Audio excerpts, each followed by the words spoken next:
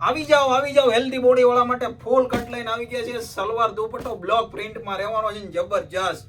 કપડાની વાત કરું તો ફૂલ ગેરંટી વાળું કપડું રહેશે. જે બહેનોને ગમે ને એવો દુપટ્ટો છે, જે મલ કોટનનો છે, જોઈ શકો છો. જે પૂરો 2.5 મીટર રહેવાનો છે. મારી બહેનોને ગમે ને એવો જ છે. ઉનાળામાં પહેરી શકાય, નાખી શકાય એવી વસ્તુ છે.